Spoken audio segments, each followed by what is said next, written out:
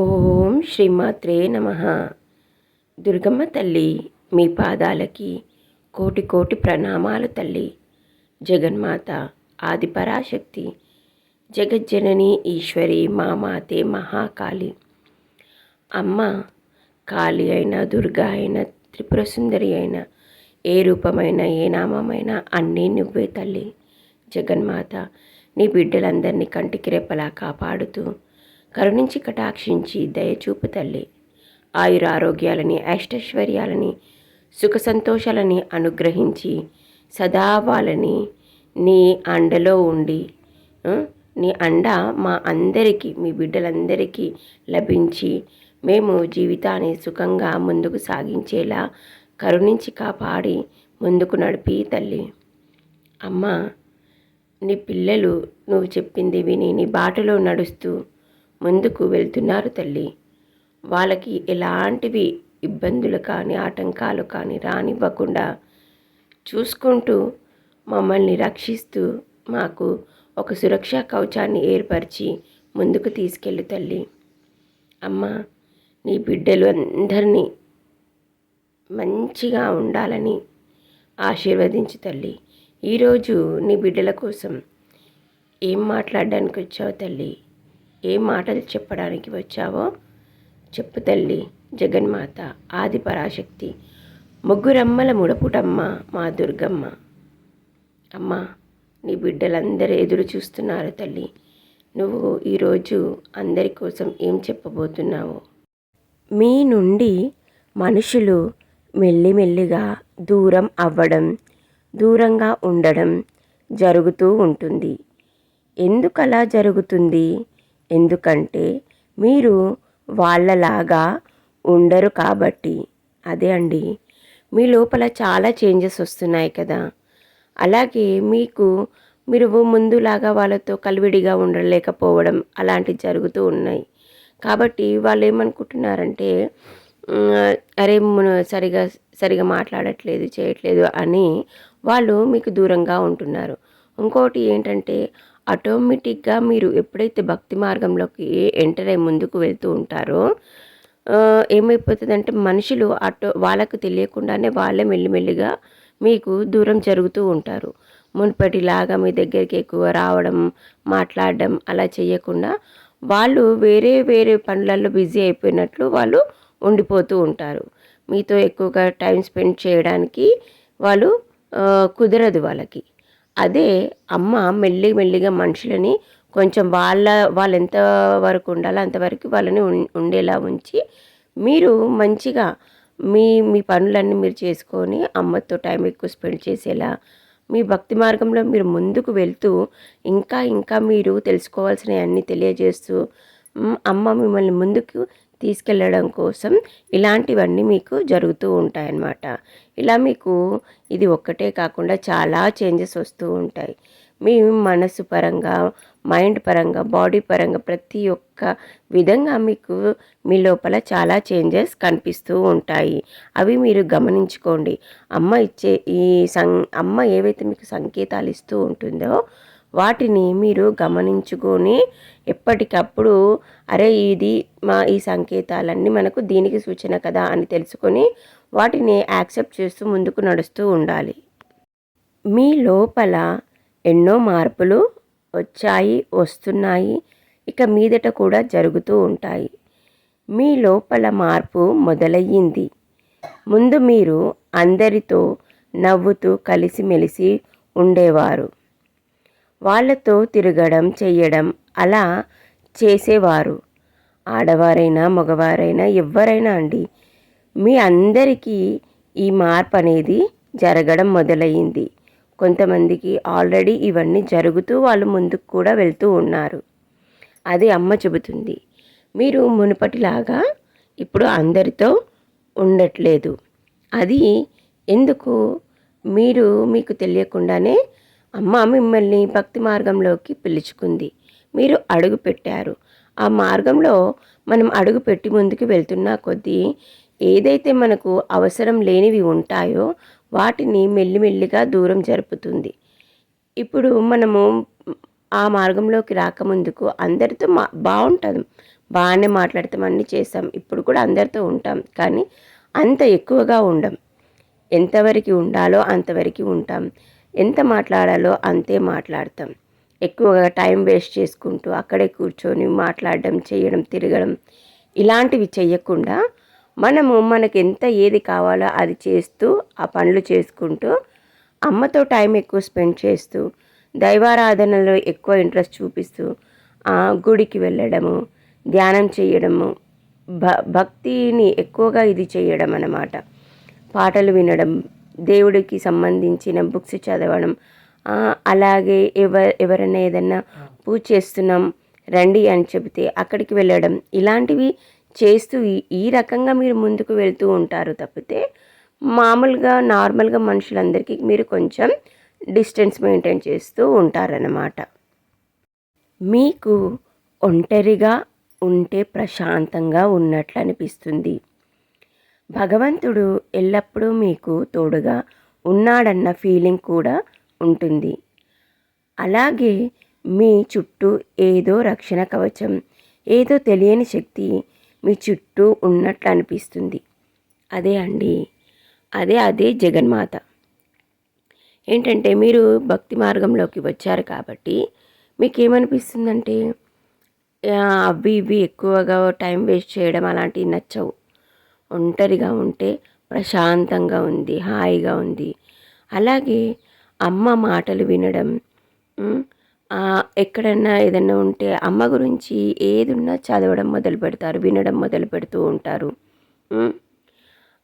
ఇంకేంటంటే మీరు ఒక్కరు కూర్చున్నా ఉన్నా ఏదైనా చేస్తున్నా మీకేమనిపిస్తుందంటే మీకు తెలియకుండానే ఏదో కదలిక అయినట్టు, మీ చుట్టూ ఏదో తిరుగుతున్నట్లు అలా మీకు ఫీలింగ్ అనిపిస్తూ ఉంటుందన్నమాట.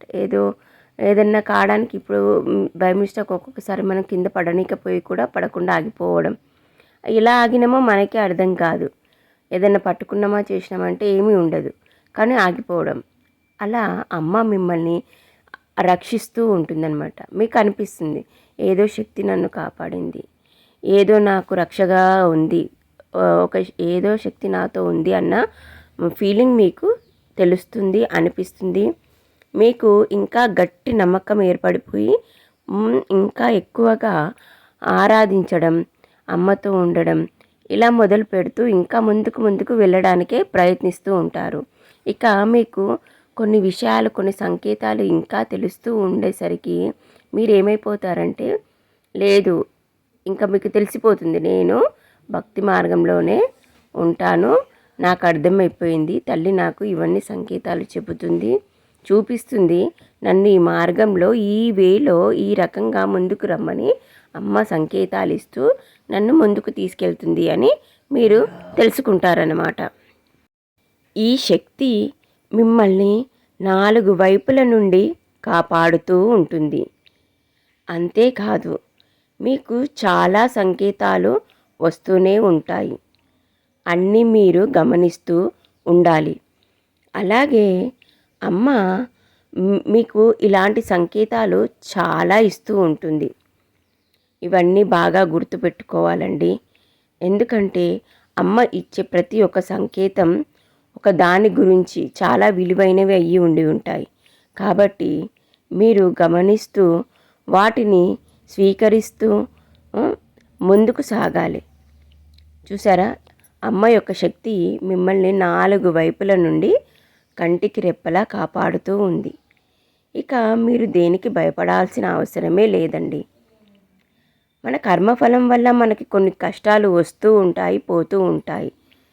వాటిని ఎదుర్కొనే శక్తి కూడా అమ్మనే ఇస్తుంది. వాటిలో నుంచి బయటికి మనము వచ్చేలా కూడా అమ్మనే దారి చూపిస్తుంది. ఎన్నో రకాల మార్గాలను చూపిస్తుంది. ఏదో ఒక రకంగా మనకి సహాయపడుతూనే ఉంటుంది. మనిషి రూపంలోనన్నా ఏదన్నా దాని రూపంలో మనకు సహాయాన్ని అమ్మ అందిస్తూ ఉంటుంది. కాబట్టి ఎల్లప్పుడూ మనము మంచిగా ఉండి మంచి మార్గాన్ని ఎంచుకొని భగవంతుణ్ణి నమ్మి ముందుకు నడిస్తే జీవితం మంచిగా ఉంటుంది. మనం చేసుకునే కర్మఫలాలు కూడా మంచిగా ఉంటాయి. మనం ఏదైతే కర్మఫలం చేస్తామో అది తిరిగి మనకి దక్కుతుంది. అది మంచైనా చెడైనా ఎక్కడికి పోదండి. మనం చేసుకుందే మన వెంట వస్తుంది. అది మంచైనా చెడైనా. అమ్మ మిమ్మల్ని పూల బాటలో నడిపించే ముందు ముళ్ళ బాట నుండి నడిపిస్తుంది. ఎందుకంటే ప్రతి ఒక్కరికి మీ గురించి తెలియడానికి అమ్మ తన బిడ్డలని ముందుగా ముళ్ళ బాటలో నుండి నడిపిస్తూ ముందుకు తీసుకెళ్తుంది. అమ్మ ఎందుకలా చేస్తుందో అర్థమవుతుందా అండి? ఎందుకంటే అమ్మ మిమ్మల్ని ఒక యుద్ధ వీరులలాగా రెడీ చేయడం కోసం అమ్మ మిమ్మల్ని అన్ని రకాల వాటిలో నుంచి బయటికి తీసుకురావడం, అలాగే మీ గురించి అందరూ తెలుసుకోవడం కోసం ఇలాంటివి చేస్తూ ఉంటుందన్నమాట. తనను నమ్ముకొని తన బిడ్డ ముందుకు ఉంటే అమ్మ తన బిడ్డకి, అది శత్రువుల రూపంలో మీకు కూడా చాలా వరకు కష్టాలు వస్తాయి, వాటిలో నుంచి కూడా మీరు అవన్నీ ఎదుర్కొని ముందుకు నిల్చునేలా అమ్మనే మీకు సహాయపడుతూ అమ్మ మీకు అండగా ఉండి మిమ్మల్ని ముందుకు తీసుకెళ్తుంది. అలాగే అమ్మ మీకు కొన్ని కష్టాలను ఇస్తుంది. అవి మీరు ఎలా అయినా ఎదుర్కొని ముందుకు వస్తారా, నన్ను నమ్ముకొని అలాగే నా చెయ్యి పట్టుకొని ముందుకు నడుస్తారా, లేదా మధ్యలోనే వదిలేసి వెనుకకి వెళ్ళిపోతారా అని చూడడం కోసం అమ్మ మీకు ఇలాంటివి చిన్న చిన్నవి కష్టాలని ఇస్తూ ఉంటుంది. అమ్మ ఎందుకు ఇలా చేస్తుంది? ఎందుకంటే అమ్మ బిడ్డలు ఎవరైనా అండి, అమ్మ బిడ్డలు ఎవరైనా, ఎందుకంటే ప్రతి ఒక్కరికి మీ గురించి మీ గురించి తెలియడానికి అమ్మ బిడ్డలని, అమ్మ ఎలాంటి కష్టాలు ఇచ్చినా వాటిని ఎదుర్కొంటూ నిలబడి చివరికి అమ్మని చేరుకుంటారు. అమ్మ వాళ్ళని అందులో నుంచి బయటికి తీసుకొస్తుంది. ఎలాంటి కష్టాలు వచ్చినా వచ్చినా ఎదుర్కొంటూ ముందు నిలుచుంటారు తప్పితే వెనుకకి అడుగు వెయ్యరు అనేది మీ చుట్టుపక్కల ఉన్న మీ వాళ్ళందరికీ తెలియజేయడం కోసమే, మీరెంతటి గొప్పవారో మీ గురించి తెలియజేయడం కోసమే అమ్మ అలాంటి కొన్ని కష్టాలను మీకు ఇచ్చి వాటికి మళ్ళీ అమ్మనే మార్గం చూపిస్తుంది, అన్నీ చేస్తుంది. కానీ ఆ చూపించిన మార్గాన్ని మనం పట్టుకొని ముందుకు సాగడం అనేది మనపైన ఉంటుంది. అలా సాగకుండా అమ్మో నా కష్టాలు వచ్చినాయి, ఎంత నమ్ముకున్న భగవంతునికి నన్ను కష్టాలే ఇస్తున్నాడు, ఇది చేస్తున్నారు అది చేస్తున్నారు అనేసి కొంతమంది ఏం చేస్తారు, భక్తి మార్గంని మధ్యలోనే వదిలేసి వెనుకకు వచ్చేస్తారు. వద్దు, నాకు అదే జీవితం బాగుంది, ఇది వద్దు, ఇంకా నాకు దీనివల్ల ఎలాంటి ఉపయోగం లేదు అంటే ఒకలాంటి ఆశ పెట్టుకొని ఈ మార్గంలోకి నడుస్తున్నారా? అమ్మ ఎన్నో రకాలుగా ఆలోచించి చేస్తూ ఉంటుందన్నమాట. మనకి ఇస్తుంది కష్టాలు. అప్పుడు ఏ కష్టం వచ్చినా చూసుకోవడానికి అమ్మ ఉంది. నేను అమ్మనే నమ్ముకున్నాను, అమ్మ పాదాలు పట్టుకొని నేను కూర్చున్నా, అమ్మ మార్గం చూపిస్తుంది, ఆ మార్గం త్రూగా నేను బయటికి వస్తా అన్న నమ్మకం ఉంచుకొని గట్టిగా అమ్మని పట్టుకొని మనం అడుగులు ముందుకు వేస్తూ వెళ్తూ ఉంటే అమ్మ అర్థం చేసేసుకుంటుంది, నా బిడ్డ ఎప్పటికీ ఇంకా భక్తి మార్గం నుండి పక్కకి జరగడు. ఎలాంటి కష్టాలు వచ్చినా వచ్చినా ఎంతమంది శత్రువులు నా బిడ్డ పైన ఒకేసారి పడి యుద్ధం ప్రకటించినా కానీ నా బిడ్డని ఏమీ చెయ్యలేరు.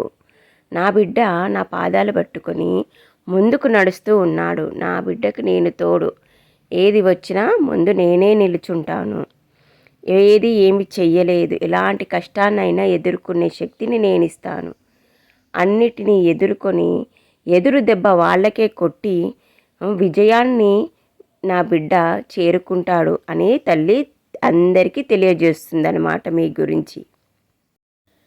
ఇవన్నీ జరిగాక తల్లి మిమ్మల్ని అనుగ్రహించి కరుణించి కటాక్షించి అమ్మ యొక్క దయ మీపై ఎల్లప్పుడూ ఉండేలా ఆ తల్లి మిమ్మల్ని చూస్తుంది.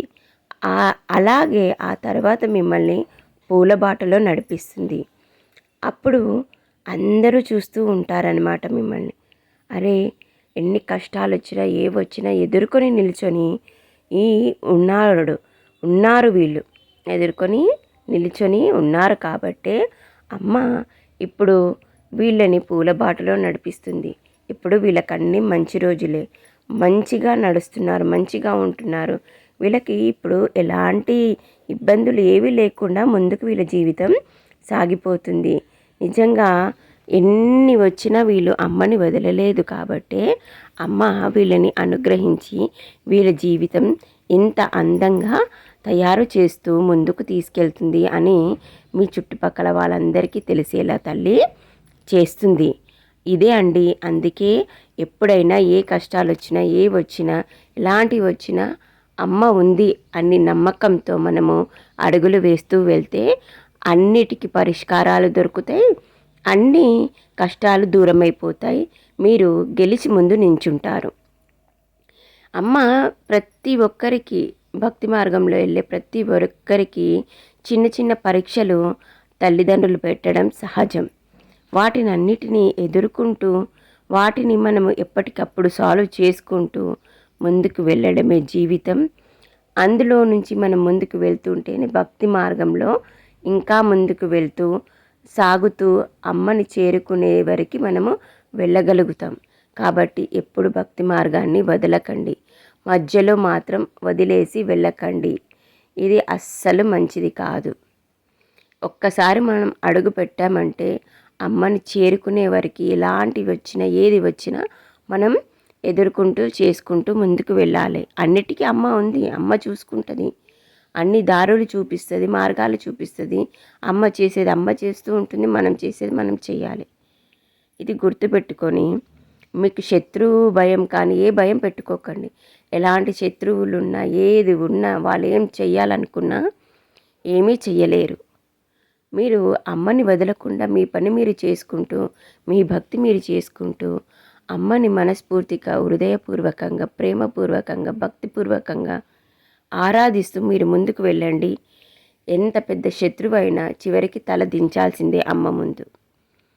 అలాగే ఒక చిన్న మాట అండి, వీడియో మీకు నచ్చితే లైక్ చేయండి, ఛానల్ని సబ్స్క్రైబ్ చేసుకోండి, కామెంట్లో అమ్మకి ధన్యవాదాలు తెలుపుకుంటూ జై దుర్గా అని రాయండి. అలాగే బెల్ ఆన్లో పెట్టుకోండి, అమ్మ మాట్లాడగానే వెంటనే మీకు చేరుతుంది.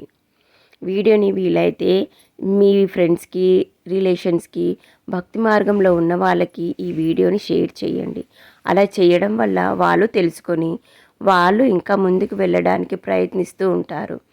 ఇలా మీకు తెలిసింది నలుగురికి తెలియచేస్తే అది మంచి పని అవుతుంది, మీ కర్మఫలం మంచిగా ఉంటుంది.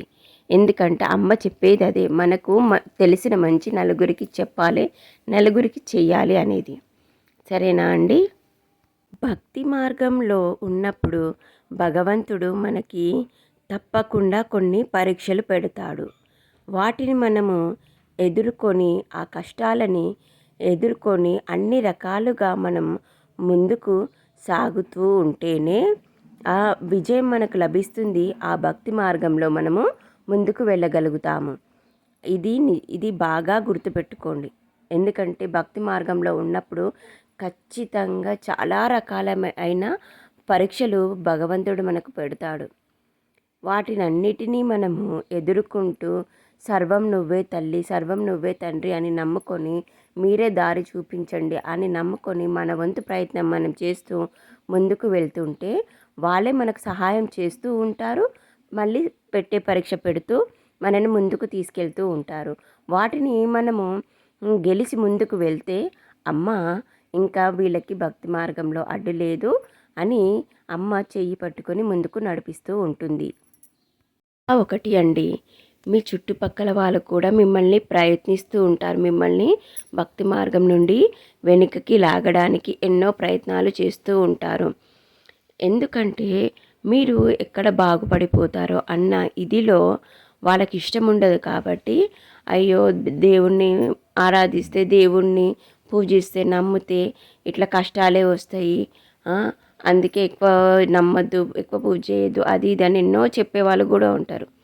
నీకు పిచ్చి పట్టిందా, నువ్వు ఎందుకు పిచ్చిగా భగవంతుడిని నమ్ముతున్నావు, అట్లా నమ్మద్దు, అది ఇది అని ఎన్నో చెబుతారు. కానీ ఏది పట్టించుకోకుండా ఎవరు ఏదన్నా మాట్లాడుకొని ఏమన్నా చేసుకొని నాకు అనవసరం, మీరు నన్ను పిచ్చిదే అనుకోండి, నన్ను పిచ్చివాడు అనుకోండి, ఏమన్నా అనుకోండి, నేను మాత్రం చేసేది చేస్తూనే ఉంటా, ఆరాధించుకునేది ఆరాధించుకుంటూనే ఉంటాను.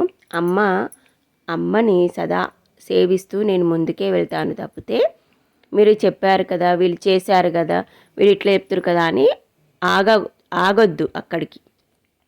వాళ్ళకి మీరు అనేది ఏంటో ముందు తెలుస్తుంది, తెలిసేలా మీరు చేస్తారు. అలా చెయ్యాలి కూడా. ఎప్పుడు భక్తి మార్గాన్ని వదలకండి, అమ్మ వైపు వెళ్తూనే ఉండండి. జై దుర్గా, జై జై దుర్గా. ఓం నమ శివాయ, ఓం నమ శివాయ.